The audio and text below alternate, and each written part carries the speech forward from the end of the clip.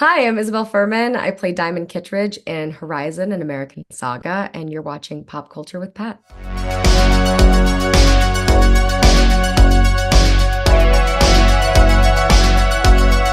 Guys, welcome back to Pop Culture with Pat. So, I am so excited to be joined by today's guests. Today, we're going to be talking all things about Horizon with Diamond Kittredge herself, Isabelle Furhman. Thank you so much for coming on the show today, Isabelle. Thank you for having me. You're very welcome. So, yeah, I just wanted to kind of start things off for you. Can you just talk a little bit about what your journey was like, becoming a part of this film? Was Diamond the character that you had always, auditioned for, or was there anybody else in the film that you possibly, looked at before you came to the role of Diamond? No, I mean, I kind of, just got an email like you normally do with, an audition, Kevin Costner Western, and I didn't have the script. They didn't send anything of that nature. They just said it was a four-part Western, and they sent me, three scenes of sides. And I remember realizing that there was something funny about them because she was in such different emotional spaces in her life. And so I kind of purposefully actually changed my wardrobe and my hair for each of the three scenes. Um, and really just felt like there was, it was probably from different parts of the movie or different parts of the saga. I didn't know. And I was filming at the time, so I was really busy. And I remember I asked them for an extra week, and they were like, no, no, no, we need it right away. And I was like, look, I just want an extra week because I kind of felt like I had to do the job, like do the best job possible for this specific audition. And so I sent it off and I didn't hear anything for months and then got an email from my agent with all four of the scripts. And he said, Kevin would like to meet with you. Can you read the scripts before you guys sit down and talk and just kind of be prepared about everything? And I was just so floored reading all four scripts. I like fell so much more in love with this character that I already really liked from doing the audition. But, Diamond starts parts one and two as like a 18, 17, 18-year-old girl and grows into a woman through chapters three and four. And because the saga spans 15 years, it was like this really cool idea of sinking my teeth into a character for 15 years of her life. And so I was prepared and ready for the meeting to read from any script or any page that he wanted. And within 10 minutes of us just talking, Kevin was like, I really want you to be Diamond. I think you're the best possible person to be my Diamond. Would you go west with me? And I was like so floored. I almost didn't believe it. I actually don't even know if I said like thank you or I just kind of said yeah. And then he kind of rushed off of the Zoom and I sat there for a moment, cried for a minute, and then I was like, did that really happen? And I remember just being like, can you please send me his email so I can thank him? Because I don't think I said thank you. I think I was just so shocked. I couldn't believe it. Yeah, no, I can imagine just like yeah, being overwhelmed, and especially what was like your reaction when because you get scripts and stuff for like for a TV series, like for like an episode or here and there, or you get like a for one movie, but to get four scripts, no, this is going to be a four-parter. I imagine that must have been a little overwhelming, like wow, to go on like a journey with a character for this long. I mean, I feel like you very rarely get to know where your character ends up, especially on a TV series. Like, unless you are the lead character of that show and you're a part of the creative process. And even then, you're growing with the writers and with the creators and you're working on those characters for years. Something about doing a project like this where Kevin had written all of these scripts, we know where these characters are going, and we just get to embody them and create the moments that they experience that shape them into the people that they become in this country, in this, with this westward journey and what that entails. I felt like it was something as an actor you really only kind of dream of doing, of being able to not only create a character, but to live with that character and grow with that character through a span of time. And I am really proud of movie two, and I'm very excited to film movies three and four because I feel like we're just kind of getting started. And my character Diamond is one of my favorite characters that I've ever played. She's incredibly smart and witty and very funny, but she's also completely unbridled by fear and very brave and kind of takes into her own hands what it means to be a woman at that time, which I think is something that a lot of the characters, especially the female characters, really grapple with in this movie because it is a very female-centered film. I love that aspect of it, for sure. And yeah, it's not something that you get to see too often where it's like you get the journeys up front. Like you said, usually it's something that you go along and grow with them. So what was something like what did you immediately connect with as far as Diamond goes? And then along the journey, was there anything that she maybe taught you about yourself? Well, for me, what connected me with Diamond was that Diamond doesn't take anybody's bullshit. Like she is very aware of what she is. And when she meets, Juliet in the first movie, I think that's when she starts to kind of realize that her idea of what it means to be a woman is very different than what her father has raised her to be. And it's through movie two that she starts to develop her own idea of what she wants and what kind of woman she would like to be and what she wants to have out of this, westward journey in this country. I mean, I think in many ways I connected with the fact that for her, like there's always something more. And I think I have that part of my personality where I'll always be looking for something more. I'll find something great, but then I'm like, okay, on to the next thing. And I think that's what Kevin kind of saw in me that kind of anchored me to Diamond in his head. I think the big thing though that Diamond has taught me is that, you know, a lot of times we can get in our own way. And I think that's something that she sadly doesn't necessarily learn. I think when she sets out to do something, she believes that she's 100% right. And very often, when we do that, we can be wrong. And it's very hard to admit that to ourselves, but especially to other people. And I don't think that Diamond ever really learns that lesson, sadly. And I think that's why her life takes the turn that it does. Now, please correct me if I'm wrong, because I was looking, go double checking through like your IMDb. Was this your first experience working on a Western film so far?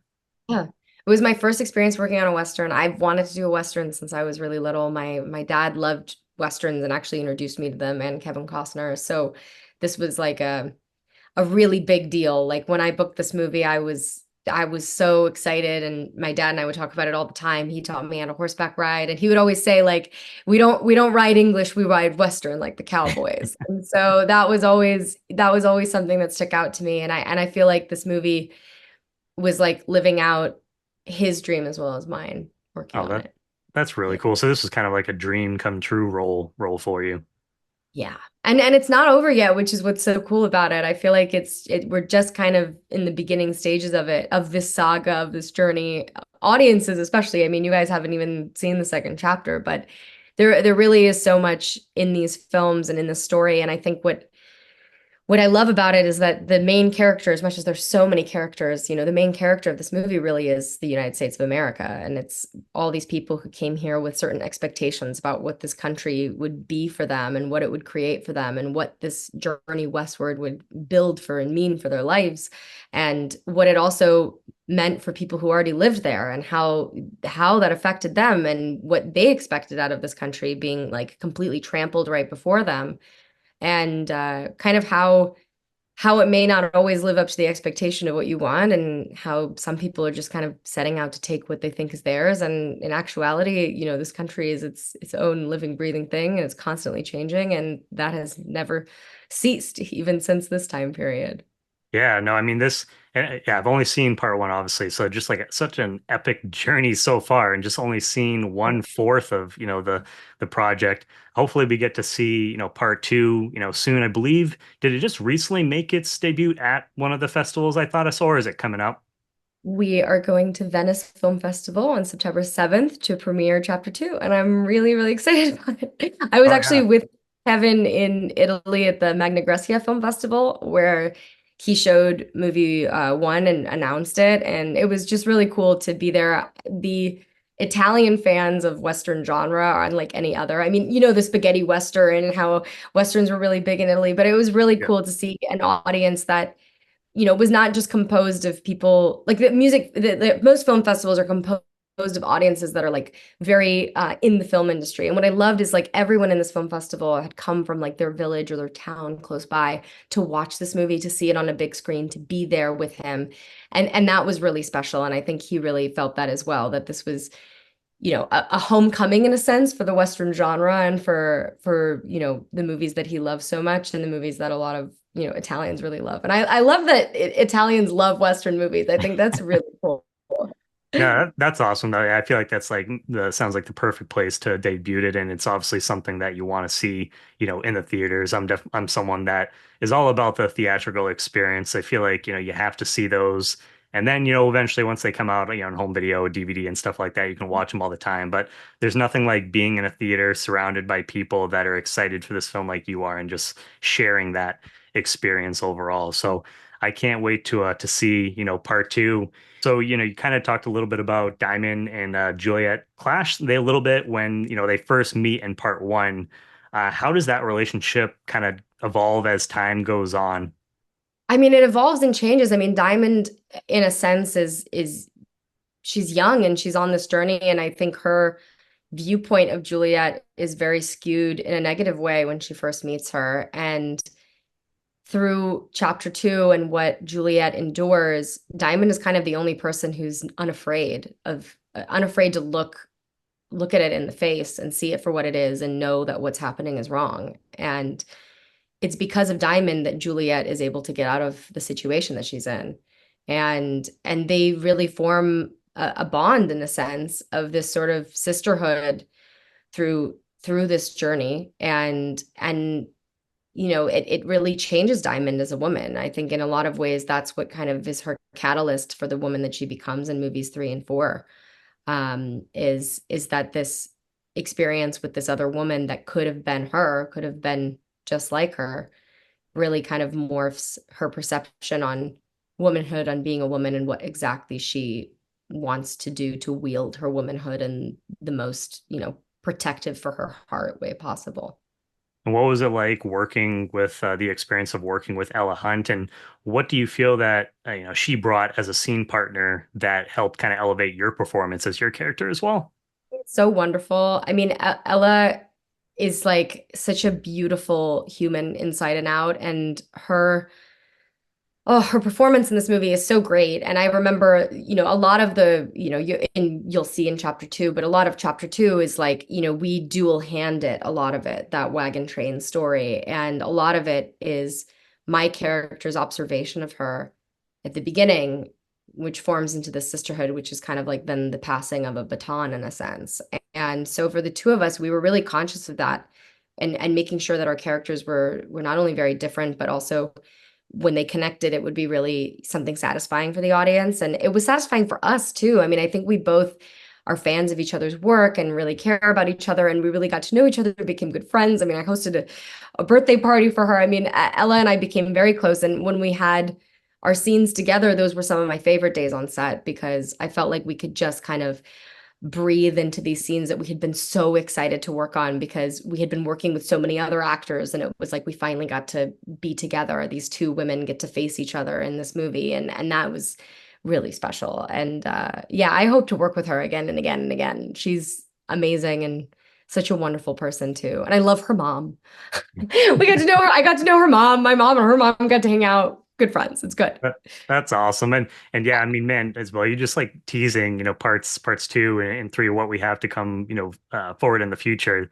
Just has Yeah. me more excited to, to check out, like part two. So it's like I hopefully, want I want people to be more excited because I feel like, movie one is like an introduction to this world, and I feel like, Kevin has put his heart and soul into all of these films, and I know once people see chapter two, they will understand why movie one was such a big scale epic opening yeah. because it's just like reading the first chapter of a book. Like we are just getting started, and I really am excited for audiences to see what's next because I think they'll understand why movie one was the way that it was and why it was structured the way that it was. Yeah, so it's a lot of world building that you got to do. There's so many different characters to introduce. So I definitely like understand, but yeah, I can't wait to see kind of, what comes next and getting to actually work with Kevin, on this film. I imagine that, I mean, we kind of talked about that it's like a dream come true, experience for you, but can you just talk a little bit about, the experience of actually working with him on the film? He's such a generous, spirited man who's so smart and dreamy in a sense of like what he does. He's constantly thinking about what could be better for the scene, what could make this moment more special. And he really, I think, inspires you to rise to the occasion. I really felt that he imbued in all of us on set, that we were there to make not just a movie, but a movie that would hopefully live on forever. And one of those classic Western films that people turn to and turn on and get excited to watch when they see it. And I felt that energy through every single person on set. We all felt like what we were creating was really special. And when you have a director like that at the helm of like a huge production like this was, there's a lot of belief that everybody has in him, but also in each other and in the story. And it felt like as much as we were making this big movie, it also felt like we were kind of, playing outside, playing pretend with our friends. I really felt like in the most creative way possible that I was so fulfilled on a daily basis. I was operating on like the best of my ability. And that was just because I felt like he created a great environment for us all. And I'm grateful to know him, to work with him, but also to know him as a friend too. Now I feel really fortunate that, just when we were in Italy releasing the movie there and at that festival, getting to spend time and sit down and talk to him about the movies. And he still has so many ideas for the third one, but also how his, travels have been, how the tour's been with the movie, and just getting to know him on a different level. I'm just very, very grateful. He's a really Jenna Malone had worked with him when she was very young, and she said something in an interview that we did together. She said they don't make him like Kevin anymore, and I would agree. He's a really special man, really Yeah, he's wonderful. definitely, a legend for sure. And speaking of, living on too, I couldn't, not talk to you as well and not bring up the fact, Orphan celebrating its 15th anniversary this year. Can you just talk a little bit about how that film has lived on and just the staying power of that movie and the character of Esther and just like some of your favorite memories? I'm so grateful for Orphan. I mean, that was the first movie that I did, and it changed my life in so many ways. And I really just feel like I'm so grateful for the fans too of the movie. And the fact that I was just doing like a podcast interview earlier today. The fact that that's the movie I get recognized for the most is the craziest thing to me. I mean, I was 15 years ago, I was 10 years old. And I know we did Orphan First Kill, but like it is amazing that this character, that Esther, has become so iconic and so remembered for her look, for who she was, for what she did, and all of that, for her secret. And I think I just hope more and more that the fans will embrace her as we kind of bring her into this next chapter, which it seems like we might be coming back. And I also hope that, I can continue to work on other films where I can create characters like that are as iconic and as interesting that people kind of sit with. I feel like Diamond is one of those characters, to be honest. I really am excited for people to get to see her more and get to know her better. I mean, I just saw the second movie recently and I was like, yep, I was like, she's got it. She's got that thing. And Esther did too as a character. And I think that there are sometimes characters that leap off of the page. And I just am very fortunate that I've gotten to play some of those roles. So I'm super grateful for the fans and for the last 15 years of Orphan and hoping for some more. I mean, if I can play 10 years old for the next 15 years, I'll be good. I mean, I'll be doing what no other actress in Hollywood has, which There you go. But no, I be mean, young I forever. kind of get the same thing, same vibes with Diamond. I mean, we get introduced to her in the first film, but just instantly, there's just something about her that's like I want to learn more about that character. So, can't wait for part two. But yeah, I mean, Orphan, it's one of my favorite like modern horror films. The twist in the movie, like I remember seeing that for the first time and just mind being blown. Like what? Like what just happened? Yeah, And I mean, you were speaking of Western the fans like in Italy being really supportive, but like horror fans too. I think are probably some of the most passionate I fans out agree. there. I agree. I mean, horror fans really, they know their stuff and they know all the details and all the little bits and all the parts and all the secrets and all the things. And they also, I think what makes horror fans really special is because they love horror. Typically, they like to dress up like horror. They know all the tricks. They know how all the fake blood and all the fake this is made, but they still like relish in the fact that they get to be like a little terrified and also see a part of humanity that most people are terrified to look at. I really appreciate the horror fans, and that's why, like, as much as I actually don't really watch horror movies that much, to be completely honest, I am beyond grateful for horror fans, and they have actually inspired an interest in horror films that I never had, That's mainly awesome. for the fact that I've started to see that there's more ways to play with the artistry of film in those movies than in some other genres. Yep. And you can do it on such a big commercial scale that people actually like enjoy. That's really cool.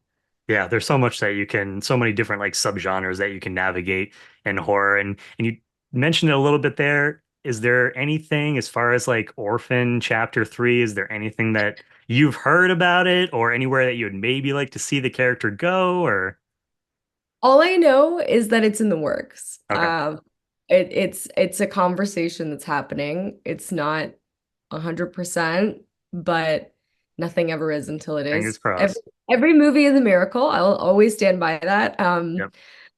And I believe in that. But I do feel like we're very lucky that Orphan First Kill was such a hit and so many people loved it and wanted to see it and wanted to see more, and that we were able to achieve what we were able to achieve without all the amazing technological advances we've even had in the last couple of years. And I feel like if it's something the fans want, then why the heck not? Well, let's make it happen, guys. Well, Isabel, I just want to say, thank you again so much for your time today. It was wonderful getting to talk to you about both Horizon, but also, Orphan as well, where I'm a big horror fan myself. So thank you so much. And where can fans just keep up to date with all your work, moving forward? You could check out my Instagram, I guess. It's Isabelle Furhman. And yeah, I post on there. So I'm not super tech savvy, but I post on there as much as as much as I can. Awesome. Well, yeah, no, and again, like I said, can't wait for Horizon, Chapter 2. Hopefully we get, an announcement for an official release date for that soon. And yeah, thank you again, Isabel. You are welcome back anytime in the future. Thank you so much. Have a good one. Thanks. Hi, I'm Isabelle Furman. I play Diamond Kittredge in Horizon, an American Saga, and you're watching Pop Culture with Pat.